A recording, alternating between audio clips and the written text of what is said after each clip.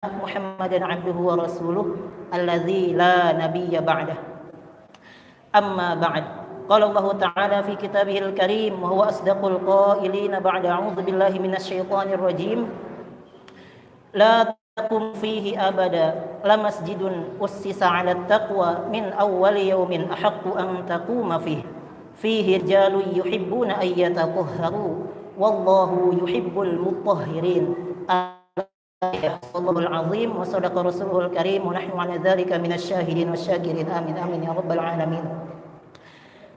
Hadirin yang dirahmati Allah Subhanahu wa taala, hayya nashkurullah azza wa jalla alladzi an'amana ni'aman katsiratan wa minha ni'matul iman wal islam wal hidayah hatta nastati'a an najtami'a fi hadhil masjid baitin min buyutillah masjidul hidayah. Tsumma nusalli wa nusallim ala habibina wa syafi'ina wa maulana sayyidina Muhammadin sallallahu alaihi wasallam wa ala alihi wa ashabihi wa man sara ala darbihi ila yaumil qiyamah. Amma ba'd. Hadirin yang dirahmati Allah Subhanahu wa taala, pada kesempatan yang singkat dan mulia ini izinkanlah Al-Faqir untuk sedikit menyampaikan beberapa hal terkait Ramadan dan juga terkait tujuan daripada Ramadan, yaitu takwa, dengan judul menuju kesempurnaan takwa.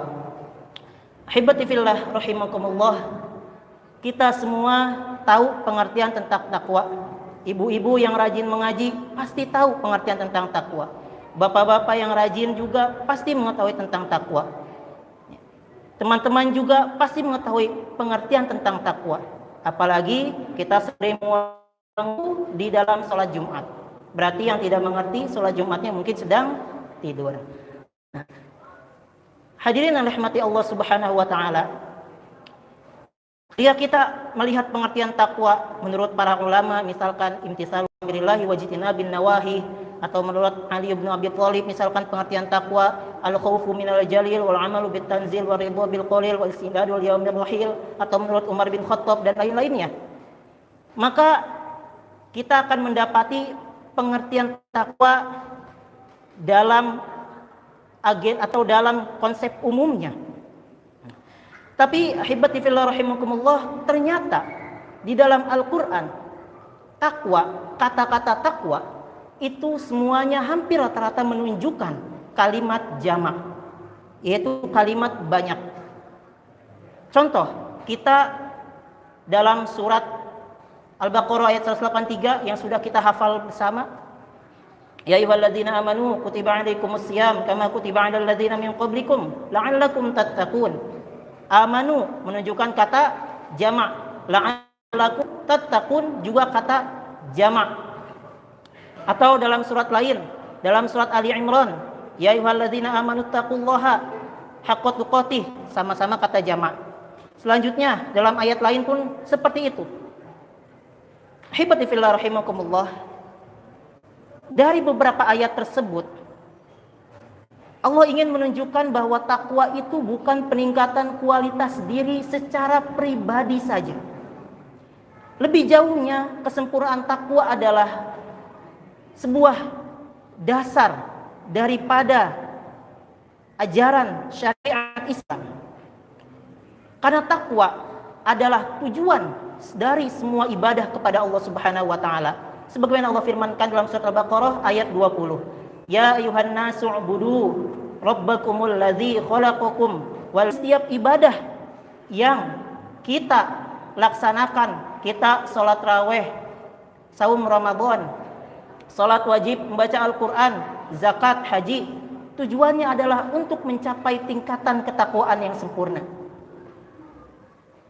Hibati fillah, maka dari itu Allah Subhanahu wa taala berfirman lagi dalam surat Al-Ahzab ayat 1.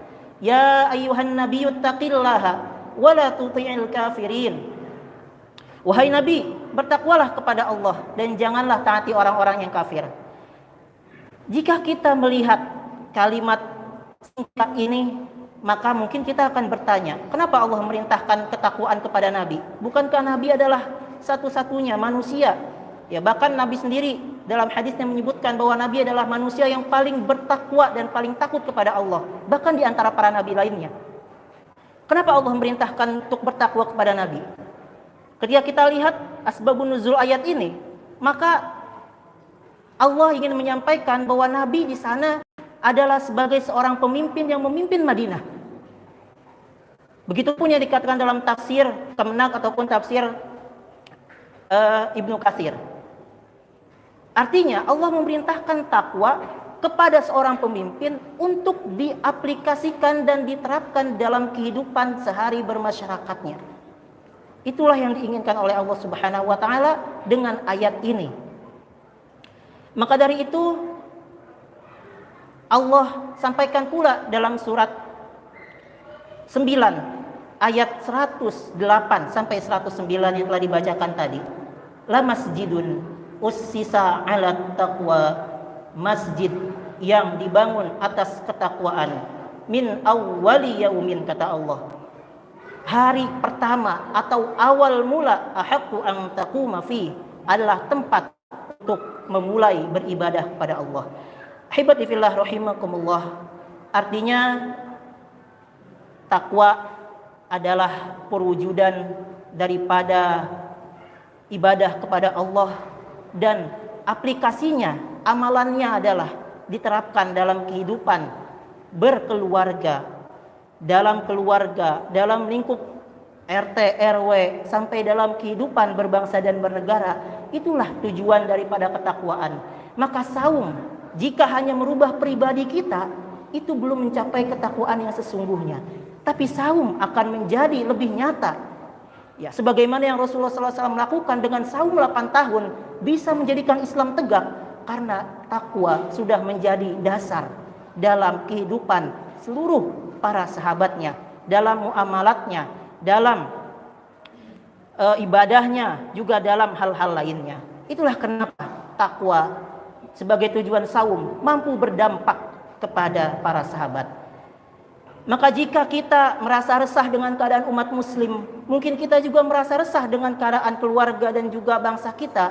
Mungkin ketakwaan belum mewujud di dalam diri kita, keluarga kita, hanya baru sebatas dilaksanakan sebagai amalan-amalan pribadi saja.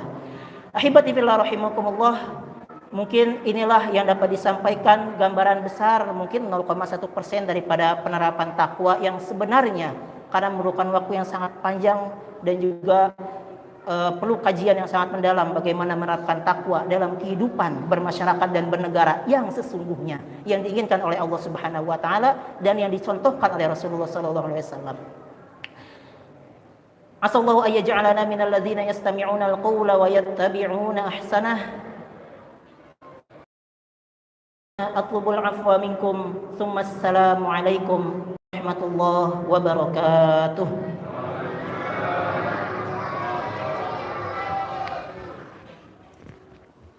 Ya, terima kasih.